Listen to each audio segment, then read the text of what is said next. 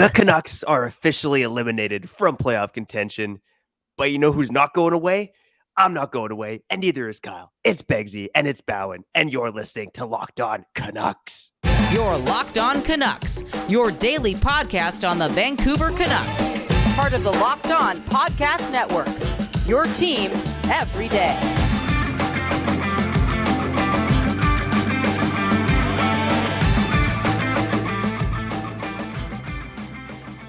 Hello, and thanks for hitting the play button on today's episode of Locked On Canucks. My name is Trevor Beggs, Canucks writer and part-time credentialed media member for Daily Hive Vancouver. And before we dive into the show, we want to thank you for listening to this episode of Locked On Canucks, your team every day. Subscribe or follow for free on YouTube or wherever you listen to your dear podcasts. And speaking of things that are dear to me, I want to introduce my host, Kyle Bhawan. How you doing today, buddy? I'm doing good, man. Look at me. Got the haircut. Don't ask me how much it was. Just got the haircut. Feeling good. Feeling right. Sun's out. We'll get to the comments, right? Because the people matter on Locked On Canucks. We're only here because of you. We're a fan-first program. Well, I'm fan first. Trevor Beggs is family first. I'm sure he spent all his time this weekend spending time with the family while I was over here researching about the Canucks because I care about you guys. For real. Look at you go, buddy. Look at you go. That's why today we're going to touch on Trevor's notes presented by Kyle, and who knows, maybe even Kyle crafted them himself. But that's going to do with a little bit of controversy and another signing that the Canucks did recently. But before we get to that, we want to touch on 7 things that we want to see from the Canucks because, yes, Kyle, and yes, the Canucks are officially eliminated from the playoffs. I know it might come as a surprise to some of you, but the Canucks have been eliminated from the playoffs after their 4-1 loss to the Los Angeles Kings on Sunday night. And yeah, man, it's what can I say? You know, this Rick talking at these boys playing well, and 0.5% of me believed that they could pull it off, but no, here we are. Serious? Don't. This is crazy, man. Don't tell me that, bro. You're getting soft. I'm just trying to up. I'm trying to up my optimism. You know, you're always like, last week you spent time on the show telling me that, I'm too pessimistic. And I'm trying to write guys off before they even play a game in the NHL. Sorry, Akito Hirose. So I'm trying to be more optimistic, man. I was believing. Just because your hockey career ended so early, you feel as if you want other people to succeed, man. And I don't really believe you when you say you thought they were actually going to make it. Like there's that small chance they were going to go on like some Ottawa Senators-esque run from way back when and just steal a playoff spot. But yeah, that tweet that's been sent out, the official tweet, right? The Canucks are officially eliminated from the 2023 Stanley Cup playoffs. I'm so desensitized, modern day social media, you see everything. When I see that, I don't feel a thing. Playoffs? Well, what's playoffs? I don't even know. Playoffs? I miss it, dude. I miss it, bro. Even though it's again irrelevant, that tweet, it just I thought I was desensitized to it, but now that I'm speaking out loud about it, damn, bro, this is the Canucks, man. Welcome to Vancouver, right? How long has it been since there's been a home game at Rogers Arena? 2014? Am I right on that? 2014? Yeah. It's 2015 technically. Sorry, to the 2014-15 season. So, yeah, no, I'm telling you, man. The last time the Canucks played a home playoff game, I still lived with my parents. This was actually right before I moved in with my girl. And now I'm married with a kid and a second on the way. So 8 years have gone by since the Canucks last hosted to play a home playoff game, but I've aged about 25 years.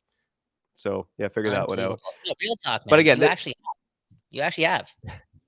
Yeah, I have, seriously. But by looks and mentality, not maturity so much, but a few other areas.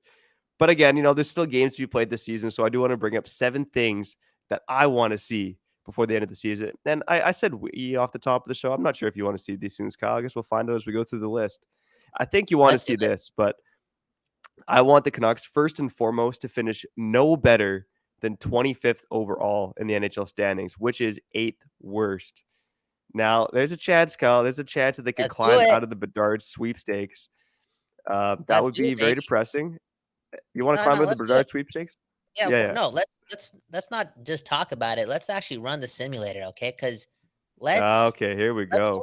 Let's believe, because you never know. You never know what's gonna happen, right? We Do just you gotta believe in we just need life like a after 5 to love? 6% chance, right, to get it. And right now we have a what? 6.5% chance. Is that right? Am I saying that right? Or is it 6%? Yep. 6% chance of doing it. Uh, So let's there you click go. it. Let's click. Let's see what happens. Let's see what happens. Nope. I believe something. Oh, it Sorry didn't about that. happen. Didn't Didn't win. I happen. don't even want to talk about who won. Still at 8. I don't want to talk about it. Yep. We got that Nope. 8th Let's not spot. talk about that. That's not good. Okay. Nope. Yeah, but here's the thing: the Canucks right now 75 points. They are 8th worst, or they have the 8th best odds of Bedard, I should say. The absolute best that they could finish, not mathematically, but in reality, is 7th worst. So the Flyers have 4 fewer points than the Canucks, same amount of games played. Look, the Flyers are a much worse team than the Canucks. I'm sorry if that's I'm not sure if that makes fans depressed or not, but it would take something else for the Canucks to drop below the Flyers. But that's about as low as they could possibly drop. Would be the 7th worst team in the league. Now, that being said, there are 3 teams ahead of the Canucks in the standings, below them in the Bedard odds, who all have 77 points, or 2 more points than the Canucks. That is the Washington Capitals, the St. Louis Blues, and the Detroit Red Wings. So, again, those are teams 9, 10, and 11 who all have shots at Bedard, but have the 3 lowest odds at Bedard. Yep. I'm just hoping the Canucks don't pass those teams. Let's just at least stay 8th worst, okay? We don't need to hamper the Bedard odds anymore, because if you see in the highlights, this kid is already tearing up in 2 WHL playoff games, and he's going to be tearing up the NHL next season as well.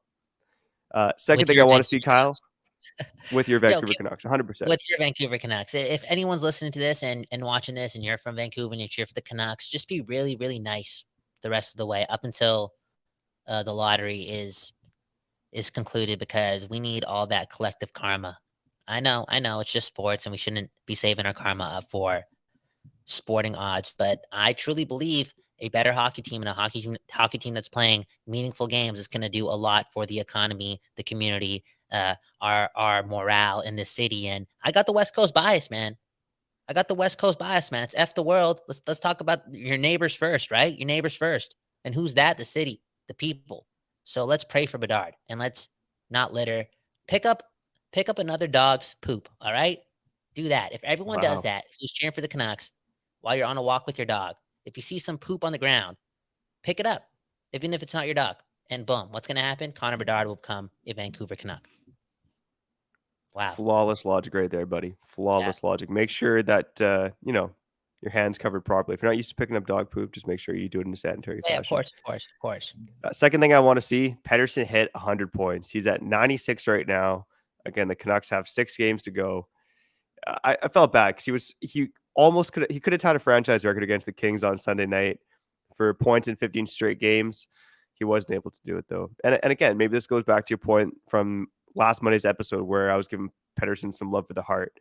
Maybe this isn't the season where, you want Pettersson like getting all the records and all the accolades. Like let him do it in a year where it matters a bit more, Yeah, that's what I said a while ago. I was gonna pump up your tires, buddy. Y'all pumping up the tires. Y'all getting way too excited. Y'all just needed something. I don't blame you guys. I blame the team.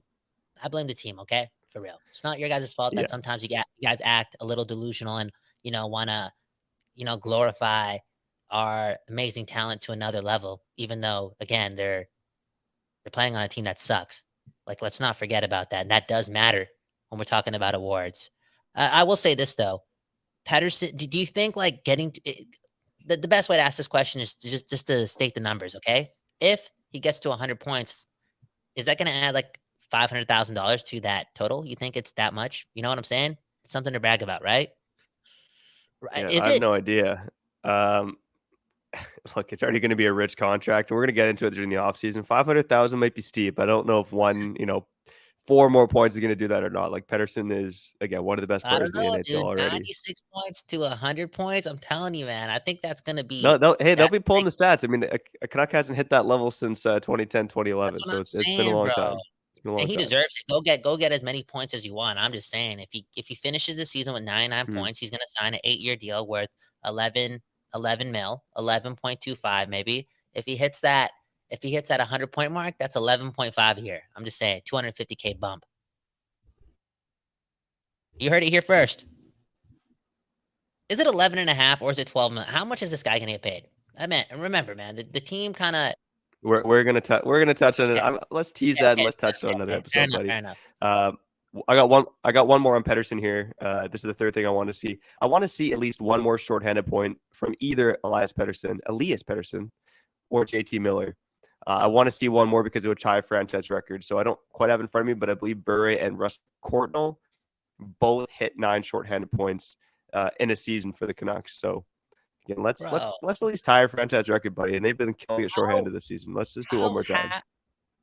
Begsy, man, come on, man. What's that effing quote? You can't make the cake and eat it too, or whatever. That's something, right? I don't even know if I'm saying. I know where you're going with this. I know where you can't have your cake and eat it too. Yeah. You cannot want Connor Bedard and want our chances to increase for that, and want this team scoring shorthanded goals. Trevor, you can't be putting both things out there. They can lose and score shorthanded goals, man. The Canucks have been scoring goals all season, and they still suck. Okay, that is having your cake and eating it too in this scenario. This guy wants the shorthanded points record. Come on, man. Anyways, continue, man. All right, number 4 on my list. I want to see Quinn Hughes finish with the second most points among defensemen in the NHL. Right now, he's currently in that pole position for the silver medal. He's got 73 points on the season. That's 2 ahead of Josh Morrissey and Dougie Hamilton, who are tied in third with 71 points. Later in the week, Kyle, I want to get to my Norris ballot. We had to do a little Norris. I don't have a vote, okay? Probably a good thing. But we didn't have to do one for... have a vote for the Norris? I know, right? Yeah, what? I know. They didn't let me have a vote. What the hell is going on? Locked On Canucks podcast. Trevor Beggs. Look at the guy. This guy don't have a... What? Come on, man. I did get a vote among the Locked On NHL hosts. Okay, so there's that email for all the Locked On NHL hosts to vote on their Norris Trophy candidates and rank them. So I did get a vote there, and I'll tell you how I voted later in the week. But yeah, Quinn Hughes, I want him to stay in that position, second most points among defensemen in the NHL. That'd be pretty cool. Number 5 on my list, I want Besser to hit 20 goals on the season. Just think about this, Kyle. Think about this. For all the shade that people were throwing at Brock Besser all season, and rightly so. Guy was not playing well. He now has 4 goals in his last 5 games and has 17 goals on the season. And the number one reason why I'd like to see him hit 20 goals, aside from, be a nice little confidence boost, if the Canucks are going to trade Brock Besser, I think that 20 goal mark is going to mean something to other teams. You look at how this guy struggled and dealt with controversy throughout the season. For him to still hit 20 based on all that, and he's creating scoring chances and driving primary assists at the highest rate of his career, I think that'd be a big thing for Brock Besser and potentially his trade value this offseason. Wow. Okay. This team get Bedard, but score shorthanded goals, and Brock Besser just continue lighting the lamp. Okay. Continue. I'm listening right now to your prayers, man. You can't. I see what you're saying. You're saying none of these things matter. Okay, you'll like this next one. Bro. For real, man. One step at a time, bro. You got a family, bro. Anyways, let's keep it going, man. Let's be real. The one thing we all want to see is the Canucks drafting Bedard, but I think this would be a pretty short show if we just talked about how for Connor Bedard, man. Jesus. Hey. Number six on my list. I want to see Akito Hirose and Ada McDonough just play out the stretch. I think they've both shown that they can kind of handle themselves at this level. Obviously, their games have been a bit inconsistent.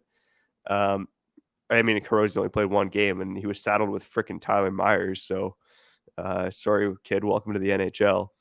But yeah, I may as well just let them play out the stretch at this point. I thought McDonough's created some chances. They obviously scored his first NHL goal on Friday against the Flames. Now there's 6 games left. The Canucks are out of the playoffs. Just let these kids play. I like it. Okay. Let them play on the penalty kill. Let them play on power play too. Not Brock Besser. Just come on. Let them light it up. Let them light it up, man. And let Akito Hirose just play with Ethan Bear, Kyle Burrows. Tyler Myers was really bad this weekend. He was not good. My 7th and final thing that I want to see here is I want to see Colin Delia get at least 2 starts, ideally 3. Play 3 of the last 6 games.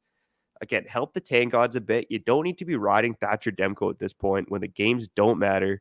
We've been saying it for a while here on Locked On Canucks, but just give Colin Delia a bit of starts. And again, underrated thing that's cool about the season is that the Canucks, both of their goaltenders right now on the roster are from California. There's only 3 goaltenders born in California who have even played in the NHL and NHL history, and we have 2 of them on our roster right now. Pretty cool. Wow, yo, I'm trying to get out to California too, man. I want to live there for a bit. That being said, woo, the lettuce there, overhyped, man. The lettuce. You know what I'm saying? Yeah. No, I Leave it don't. at What do that. you mean the lettuce is overhyped in California? Let's just cut the break, dude. Let's cut the break. All right. And in our next segment, we have Trevor's notes presented by Kyle. But before we get into those notes, we need to talk to you about championship teams. Because Kyle, we don't get to talk about that enough in Vancouver. Oh, For a man. championship team, it's all about making sure every player is a perfect fit. It's the same when it comes to your vehicle. Every part needs to fit just right. So the next time you need parts and accessories, head to eBay Motors. With eBay Guaranteed Fit, you can be sure every part you need fits Wow. right the first time around. Oh, yeah. Don't you like it when it fits right? What? Oh, yeah. What? Just add your ride to My Garage and look for the green check to know if the part will fit, or you get your money back. Because just like in sports, confidence is the name of the game when you Ooh, just shop like on in life, eBay Eggsy. Motors. Come on, man. Just like in Just life, like in man. sports, just like in Confidence. life. Come on. Exactly. eBay Do we know what we're Motors. talking about on Locked On Canucks? No, but we got the confidence, baby, and that's all you need. Let's go, baby. And hey, with eBay Motors, there are 122 million parts to choose from. What? I thought the car That's had a lot of wheels and a parts, trunk. man. That's all, man. And an engine, dude. For real, dude. Hey, Kyle, after all, it is easy to bring home a win when the right parts are guaranteed. Get the right parts, the right fit, and the right prices on ebaymotors.com. Let's ride. Eligible items only. Exclusions apply. Did this guy just say "let's ride"? Did eBay Motors tell you to say that, or did you just throw that in there?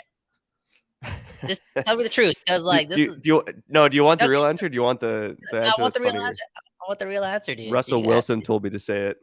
No. But did you actually put that in there though? Like, let's ride. No, with that's eBay part of the ad read. That's shout out to the copywriters at eBay Motors. Yo, I thought I was, dude. I thought I was working with one of the best of all time, man. Locked On Canucks, Trevor Beggs, Kyle Bhawan. Dude, the Canucks, a big part of our lives, and it's sunny outside. April's here, and I'm not feeling the butterflies in my stomach. I'm sorry, and that's because there's nothing happening, man. The playoff feeling, again, everyone saw the tweet. I thought it didn't mean much, but again, reading it out loud, talking about it on today's episode, it's having me miss that feeling, man. Everyone knows the feeling when hockey matters around this time, when you get off work and you're not working that overtime. You know what I'm saying? You don't care about your bills. You don't care about your bank account. You care about, being surrounded by your loved ones and just enjoying the moment. It's a lot easier to enjoy the moment when you're escaping with something meaningful, and the Canucks, again, are not doing that this spring. Beggsy, do you ever feel bad for your family? Like, your daughter, she hasn't seen the best version of you. You know what I'm saying? Because you're a better Trevor Beggs when the Canucks are good. Do you ever think about that? Yeah, 100%. She has not seen me smash at least a beer period with the Canucks in the playoffs. So, I mean, yeah, she hasn't gotten to enjoy the best version of me. That's for sure. Like think about this, right? Families watching, right? Families watching the Canucks game. It matters. And a big goal gets scored, right? Meaningful game. And you're just excited. That feeling comes back. That goal matters. You're celebrating like you're on the bench. And you can just pick up your daughter and just lift her to the sky and do a 360. Like, she hasn't even experienced one of those yet. Whose fault is that? Not yours. It's the Vancouver Canucks fault. And I feel bad for the community because more and more people need to experience that. And a lot of kids, toddlers, babies haven't experienced that with their family members who love this team. So it's sad. It's sad. Beggsy, I do admire you, though, because you watch a lot more hockey than I do. And because of that, we can run this segment called Trevor's Notes. Yes, Trevor's Notes, brought to you by Kyle.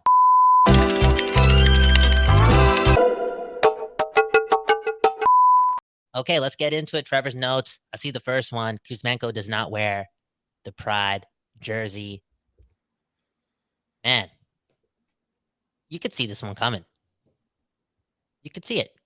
Maybe you didn't want to see it. Maybe but I think we refused to believe it. We refused to believe it until it happened, Exactly.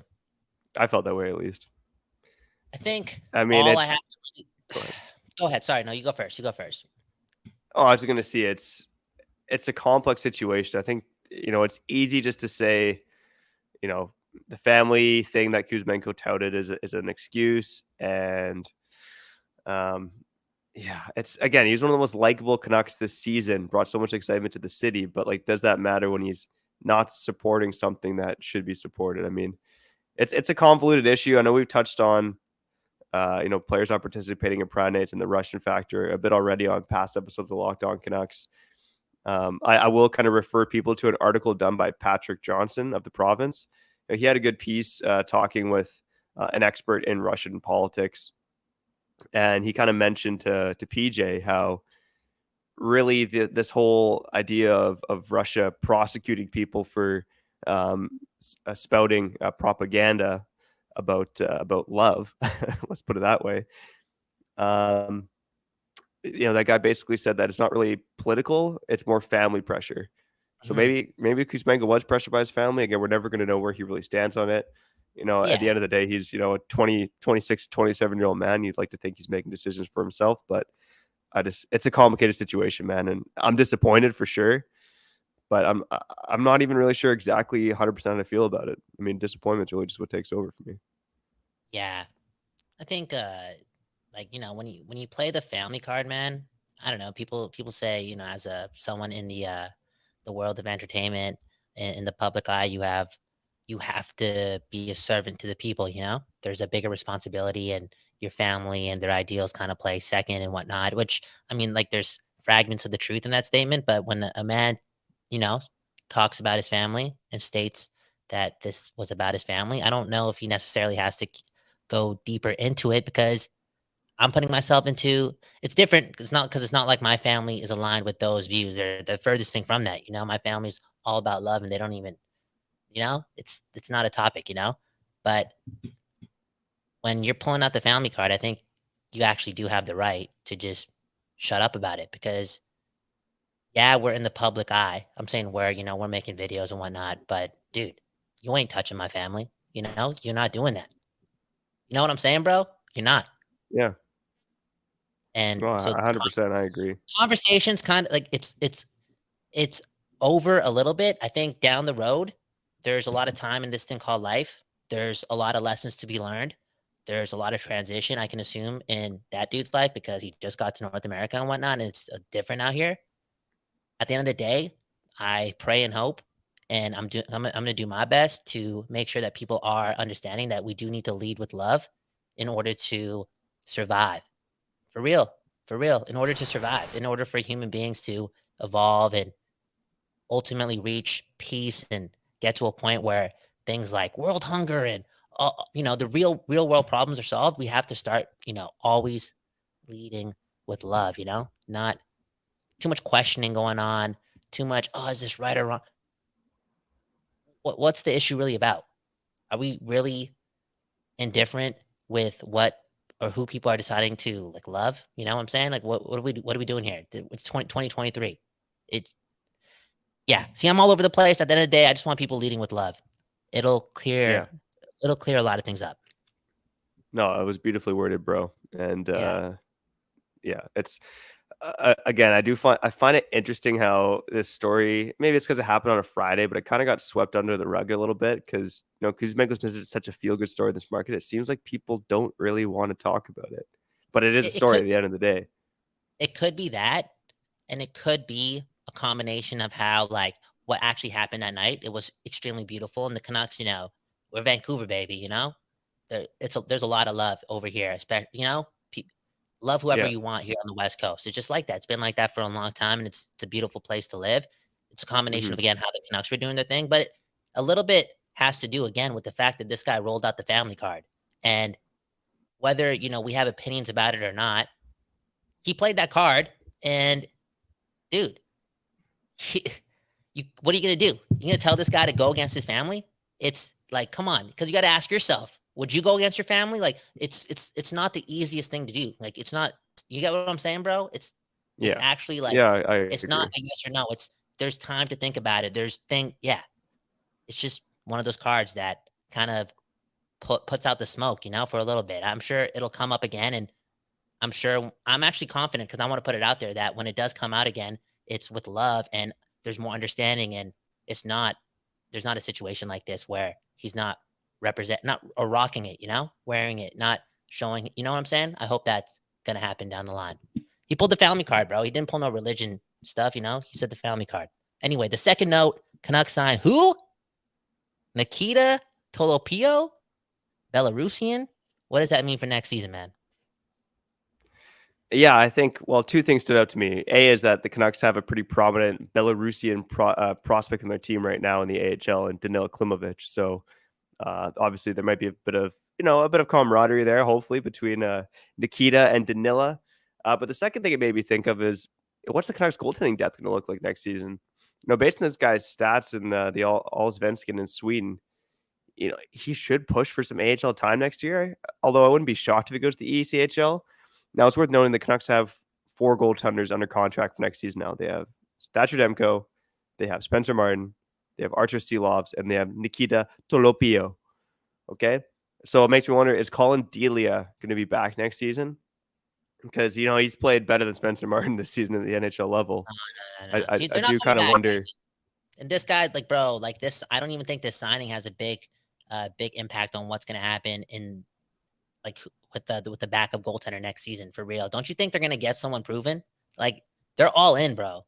They're all in. I don't think Spencer Martin, Delia are those guys. Obviously, this guy's not the guy, too. Don't you think it's going to be, again, you would know more than me, but it's going to be somebody like a poor man's version of Cam Talbot. You know what I'm saying? Like one of those guys who's been around the league for a while. It's like what they tried doing with Halak.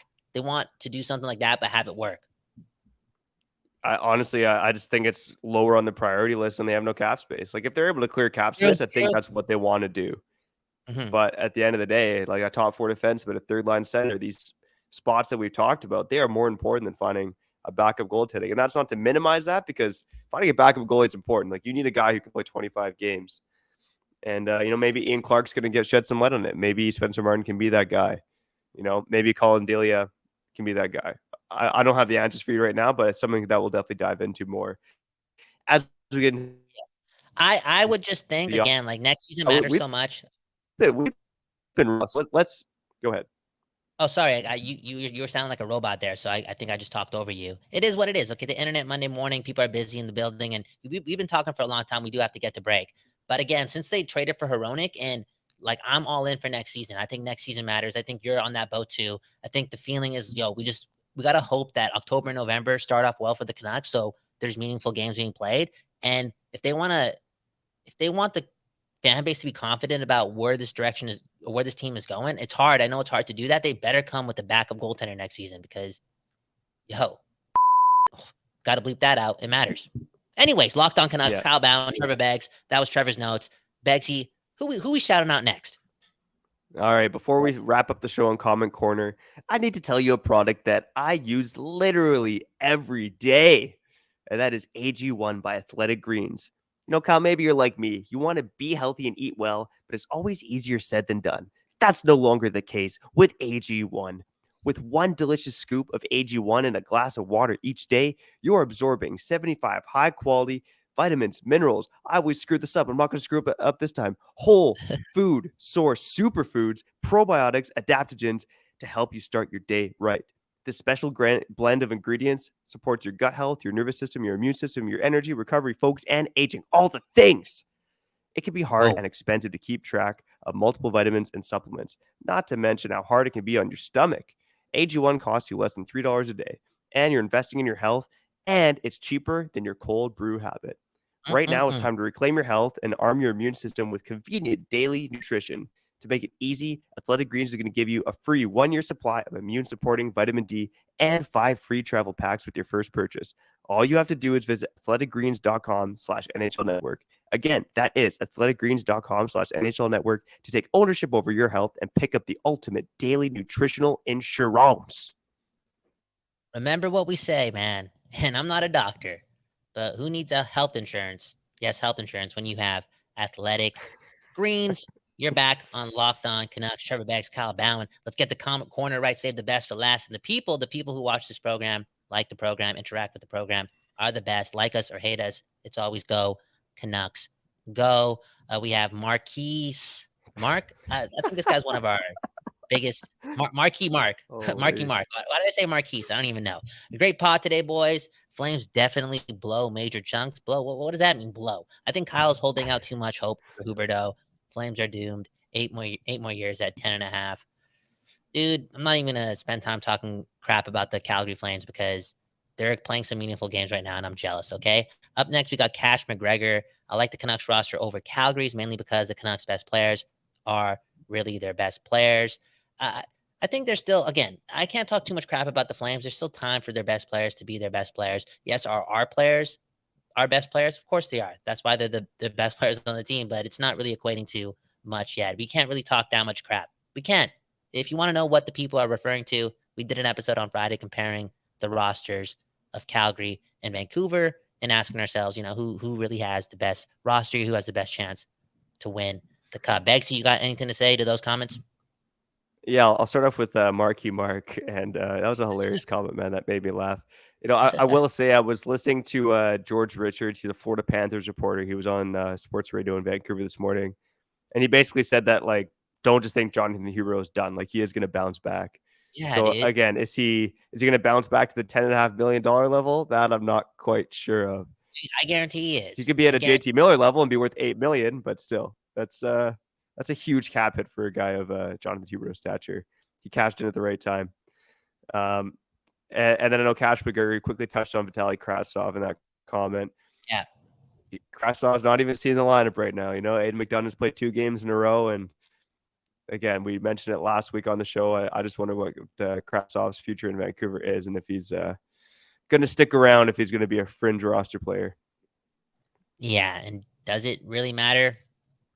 Not really. Not really. If it does, then that's a good thing. But if it doesn't, it's not a detrimental thing. Speaking of detrimental, man, I've been keeping Trevor Beggs for a while. He's had this meeting room for an hour. He has a family at home. He's probably pissing off his employers right now. But here he is putting his fans first in front of his family. Like, yo, you're taking steps in the right direction if you really want to be a successful hockey podcaster that caters towards the people who matter. Congratulations. Hey, I love the people. I love the city of Vancouver. And we love you for listening to this episode of Locked On Canucks. And on behalf of Kyle and myself, we want to thank you for listening to this episode of Locked On Canucks, your team every day. Now make your second listen game to game, Locked On NHL. Every moment, every performance, every result. Locked On Game to Game covers every game from across Locked On NHL with the local analysis that only Locked On can deliver. Follow Game to Game on Locked On NHL, available on YouTube and wherever you get podcasts. Once again, I'm Trevor Beggs. He's Kyle Bhawan, and we thank you for listening to this episode of Locked On Canucks. You're Locked On Canucks, your daily podcast on the Vancouver Canucks. Part of the Locked On Podcast Network, your team every day.